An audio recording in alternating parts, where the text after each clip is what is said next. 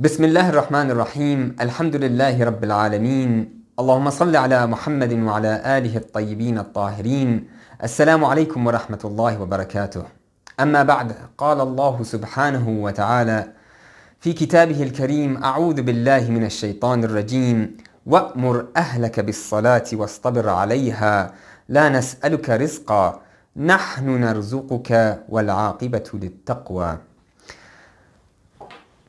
Enjoin prayer on your household and do keep observing it. We do not ask you for any worldly provisions, but rather it is we who provide you, and ultimately the pious will end up the best. Brothers and sisters, elders and scholars, Assalamu alaikum wa rahmatullahi wa barakatuh once again, and I thank you for allowing me to join you in these holy nights in the holy month of Ramadan to spend a few moments with you. It is my absolute pleasure in doing so. This is ayah number 132 of Surah Taha in the juz that we recited today, juz number 16. And inshallah from it we will learn a number of things. Things relating to families, children and prayers, some of the distractions that lead us to leave our prayers, and perhaps a resolution to one of these distractions. Before we continue this discussion of prayer, inshallah, tomorrow if Allah allows us and gives us life to do so. Before we start, a jurisprudential issue with regards to when we should begin fasting. Our children, when they start very young, obviously. Our girls, our sisters, start at the age of 9 lunar years, and I emphasize lunar years. It's not 9 solar years. According to the Maraja, once the only sign for our sisters in reaching the age of maturity and the age of taklif in which they are obligated to perform the obligations and leave what is forbidden is the age of 9 lunar years. For the boys there are 3 signs, but as a maximum it's 15 years old. So for example, a question might come from the mother or the father of a 9-year-old girl, and they see, as parents, they see this young 9-year-old girl and their heart and their emotions are attached to her, and they fear for her, and they're like, well, she's too young, I'm really afraid for her, she's going to go hungry and she's going to go through hardship, and you know what, at school it's hard, how do you explain it to the school? All these issues are raised. Does she really have to fast? If there is no genuine, valid, real reason as to why a 9-year-old girl or a mature boy, whether he be 11 or 10 or 15 years old, if there's no valid reason why they are prevented from fasting, such as illness or severe hardship to the point where it's not withstandable, then the obligation is upon them to perform the fast and to perform the prayers and everything else that goes along with it. And it is our obligation as parents to guide them towards that obligation that they have. Of course, it doesn't start at just 9 years old or 15 years old for the brothers. It starts much before that. And we'll have a look at a narration with regards to that effect. So we need to have a sound concern as to why a 9-year-old or a 12-year-old can't fast. It's not just our emotions, our fear, our love for our children. They're going to go through hardship. Of course, fasting is supposed to be difficult. It's supposed to purify the body, and in order to purify the body needs to go through some form of hardship. It needs to taste that hardship. So not just mere empathy and emotional sympathy. Now, if there is that valid reason, then you would need to go to your marja to determine what is the obligation. Do they need to pay the fidya for every day they didn't fast? Do they need to repeat the qada through the year? Anyway, that goes back to your marja. But the essence of the question is that the obligation begins at the age of maturity for boys and girls. Just because they are young, Allah subhanahu wa ta'ala knows that a 9-year-old girl is young. He knows that a 10, 11 or 15-year-old boy is young and they're gonna face difficulty. And He is the all-knowing, and that's the Allah law that He has placed for us to follow. Okay, so back to this ayah number 132 of Surah Taha. It says, وَأْمُرْ أَهْلَكَ وَأْمُرْ أَهْلَكَ. Here, amr is an order. It comes from the 3 letters Hamza, Mim, Ra, which means 2 things. The first thing that it means is this talab, this wanting, this desire for something to happen. The second thing that it also means is this wujub, this issue of obligation. When we say أَأْمُرَكَ, or I order you to do something, that's not just a talab, that's not just a request, that's an order. As opposed to something, for example, when I say, bring me a glass of water. Whether or not I say please at the end of it is irrelevant. Bring me a glass of water. That appears to be an obligatory order. It may be a request. But here when we say wa'mur, here there's no question about it. It is an order. It is a request with an order on top. It is something that Allah subhanahu wa ta'ala is telling us to do with emphasis here. Wa'mur who? Who are we to order? Ahlaka, your family. And we'll get into a discussion of who the family is and when we should start a family very soon. But what does the ayah say? It says, bis salah. So one of the most important worships or acts that we have in our religion is this salah. Wastabir alayha. So here, wastabir alayha is telling us that we need to do sabr, we need to practice patience. Not only with regards to the prayers itself. Ya ayyuhalladhina amanu ista'inu bis sabri was salah. One of the names of salah is sabr. And that goes back to this jurisprudential question that we had earlier as well with regards to the 9-year-old girl. They need to practice this patience itself and the prayers together. Ista'inu bis sabri was salah. So, wa'mur ahlaka bis salah.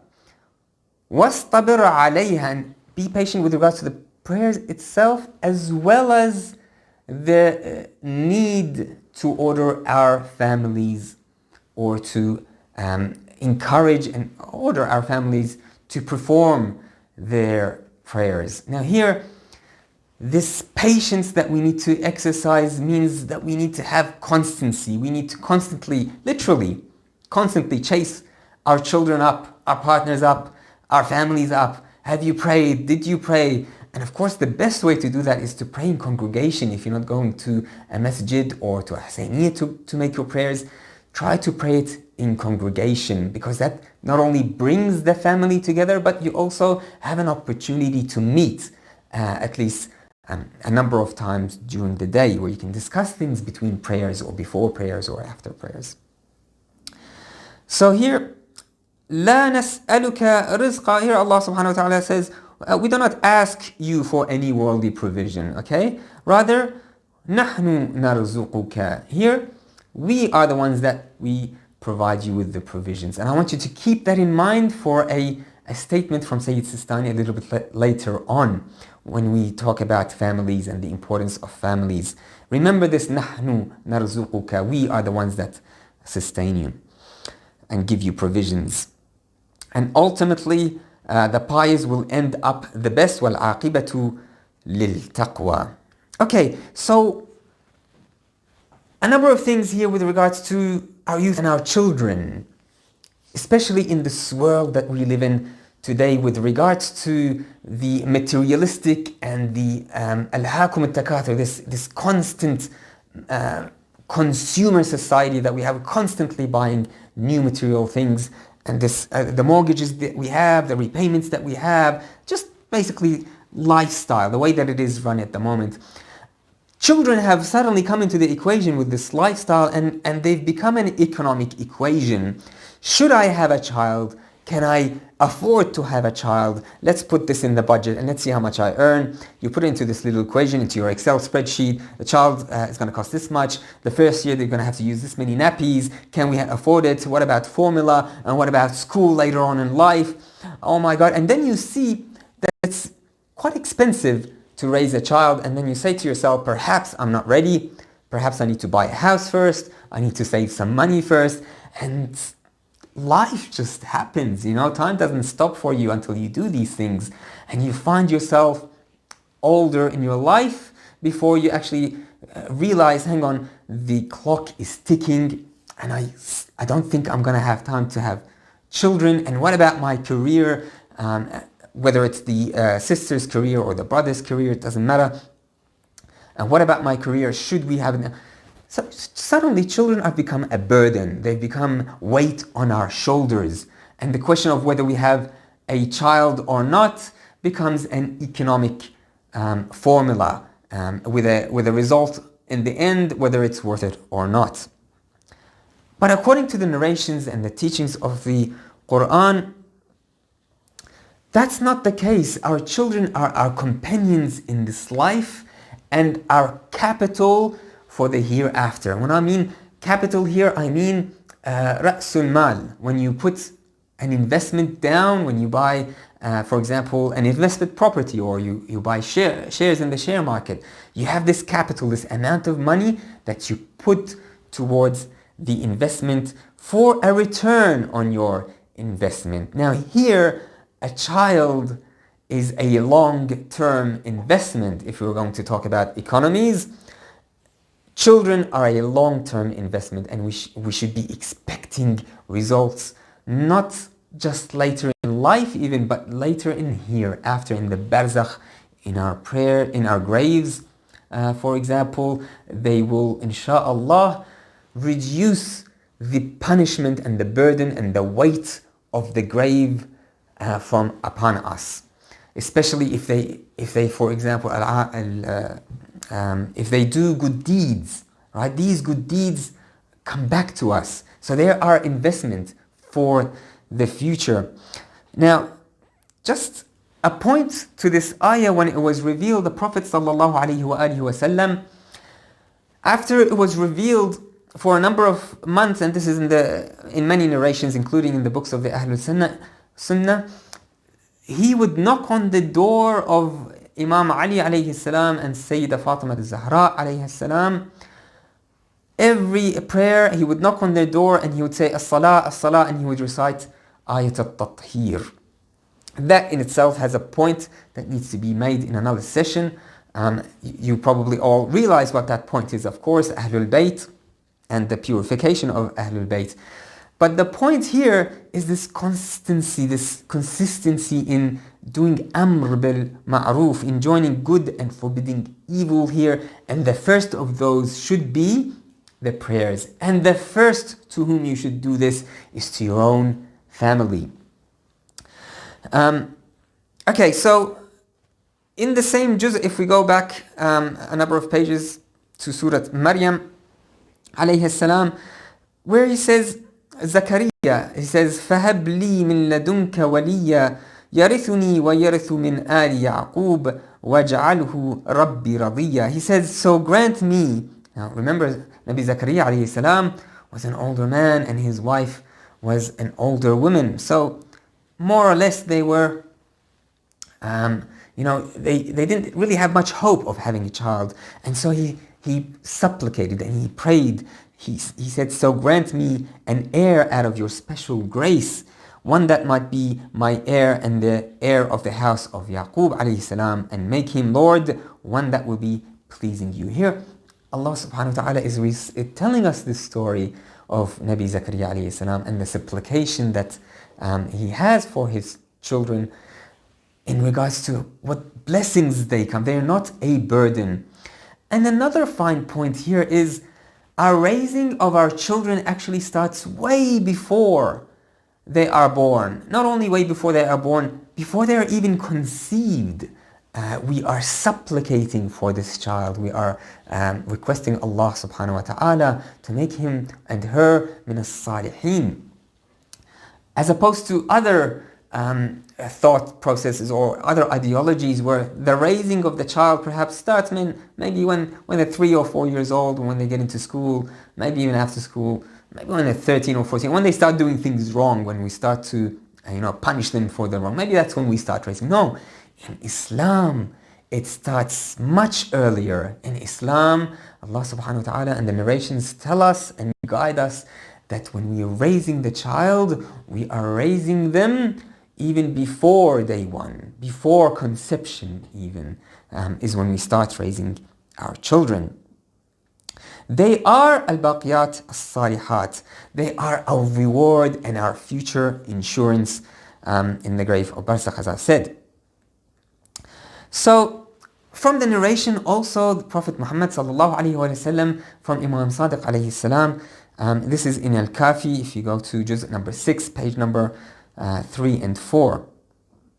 It has been said that the Prophet sallallahu alaihi wasallam says, Amirathullah azza wa jal min abdihi al-mu'min walad ya'buduhu min ba'di thumma tala Aba Abdullah alayhi salam ayat Zakaria, this ayat that we just recited. So for Allah subhanahu wa ta'ala, the legacy of the believing worshipper is the offspring that worships him after the parents have passed away. On the issue of families, I'd like to read just a passage or two from the advice of Sayyid Sistani to the believing youth. He sent a letter to the believing youth, and in it there are a number of pieces of advice, and within these pieces of advice, the fifth one in fact, he says in regards to marriage and family, he says, importance to be given to the information of a family by marrying and procreating without any delay. Brothers and sisters, Sayyid Sistani Hafadhullah is telling us that we need to marry early. Do not delay. For this is a source of pleasure and affordability, a motive for hard work, and a source of dignity and a feeling of responsibility, an investment, see here, an investment of energy and insurance for future times of need. He goes on to say, foremost, marriage is a necessary course of life, an intuitive human instinct. Definitely, later on he says, definitely you should never fear lack of wealth.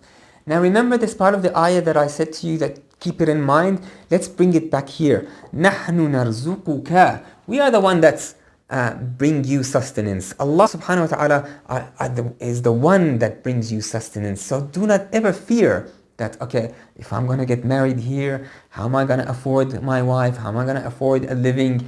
If we have children, how am I going to afford all these costs of having a child? The rizq of a family comes with the family. This is a guarantee from Allah subhanahu wa ta'ala. It's mentioned a number of times in the ayahs of the Holy Quran and in the narrations. We don't have time to go through them. But again, according to the advice from Sayyid Sistani, definitely he says you should never fear lack of wealth or being impoverished by marriage, because God the glorified has made marriage one of the very causes, a cause of abundance and sustenance that one may not be aware of at first. In this same piece of advice, Sayyid Sistani also says, in regards to having children and careers, he says, let young and unmarried women and their guardians not favor occupation over the formation of a family, because marriage is a necessary course of life, while an occupation is a complement to it. It is not wise to abandon the former for the latter, so it's not wise to abandon marriage and having children in favor of our careers. Why? Those who neglect this principle in the prime of their youth will soon be in regret and remorse, when regret nor remorse will be of any use. Life's experiences attest to this.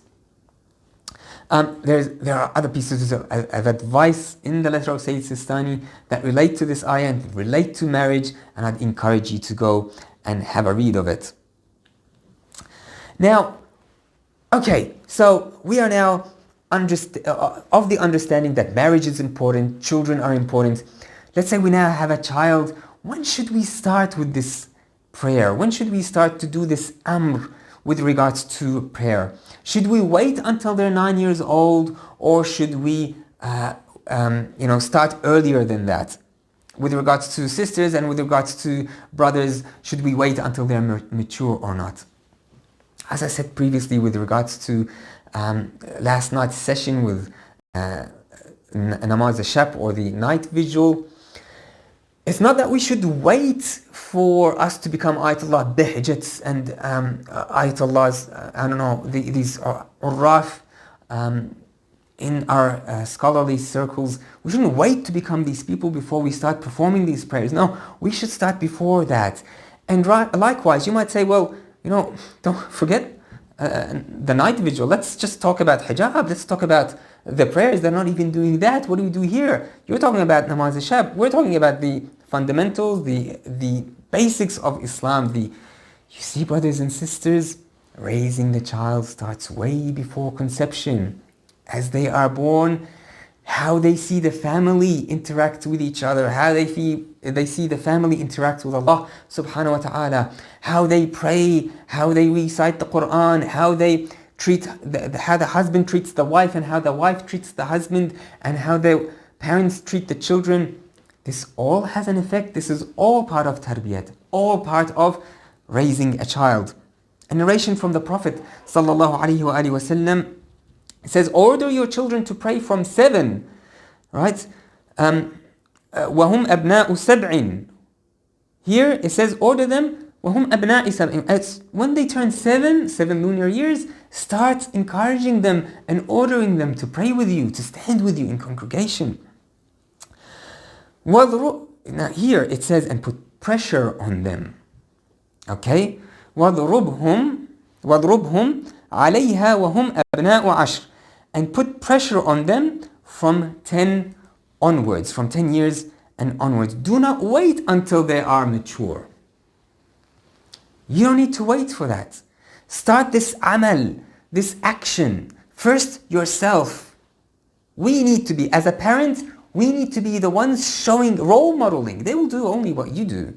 I mean, sometimes the parents, they complain about how bakhil, or they're sort of greedy their child is, because, for example, if you were to request a chip from them, from their bag of chips, they would only give you one.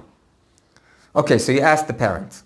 You say, okay, when you give them some apples or some fruit, what do you do?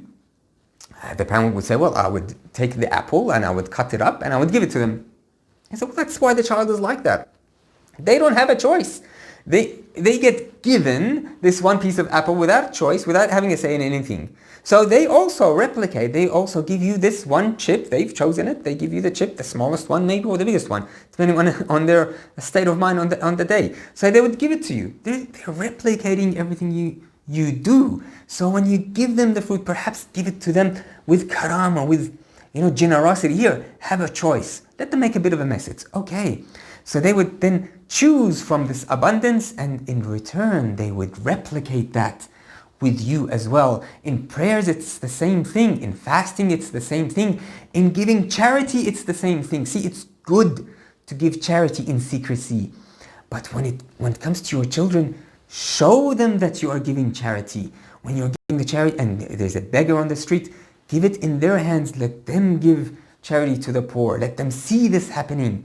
If it's a larger amount, let them know that you're doing this so that they can grow into this this environment. Why is it important that we actually do this? Why is it important that we fill their heart with the love and this uns, this familiarity with the Quran, with Holy Quran and with prayers? Why is that? Because the heart is looking for something to love.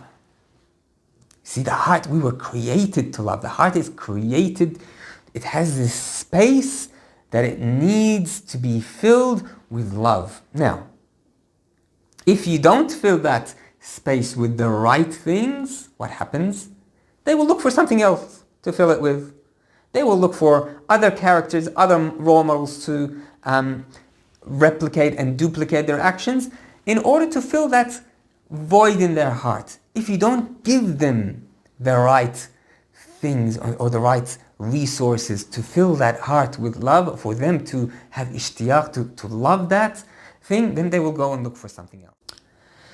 So we need to start from a very young age in filling this container that is called the heart with the right things. And if we go back to the ayah, we see that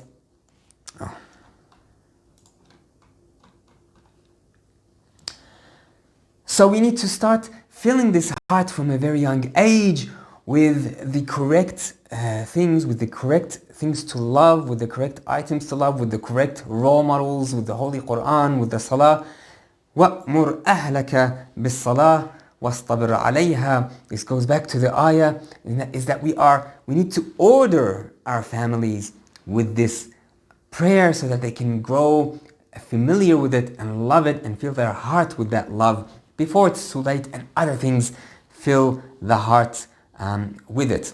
And then prayers become this distraction and this annoyance from the things that they actually love. Starting young is very important indeed.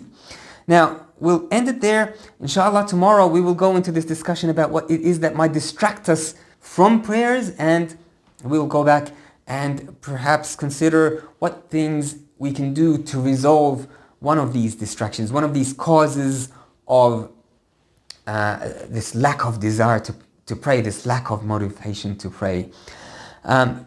We will end here, alhamdulillah. Thank you so much for joining us. Allahumma Rabbi Shahri Ramadan alladhi anzalta fihi al-Quran. Oh, the Lord of the month of Ramadan, in which you have sent in it the Holy Quran. وَافْتَرَضْتَ عَلَى عِبَادِكَ فِيهِ الصِّيَامِ. And you have obligated upon your worshippers in it the holy month.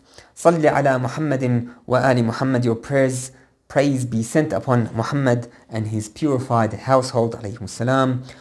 وَارْزُقْنِي حَجَّ بَيْتِكَ الْحَرَامِ فِي عَامِ هَذَا وَفِي كُلِّ عَامٍ. And grant me the pilgrimage of your sacred house in this year and in every year, O Allah, inshaAllah. وَاغْفِرْ لِي تِلْكَ الذُّنُوبَ الْعِظَامِ. And forgive me those great sins that we have in these months of these nights of this holy month of Ramadan. Of course, forgiveness, the doors of forgiveness are open, and I ask for forgiveness for myself, for my family, and for all the listeners and their families, inshaAllah. فَإِنَّهُ لَا يَغْفِرُهَا غَيْرُكَ يَا رَحْمَنُ يَا عَلَّامُ. For it is only you, O Allah subhanahu wa ta'ala, who will ever forgive these sins, O merciful, O ever knowing. I hope you can join us tomorrow so we can complete this discussion. وآخر دعوانا أن الحمد لله رب العالمين. والسلام عليكم ورحمة الله وبركاته.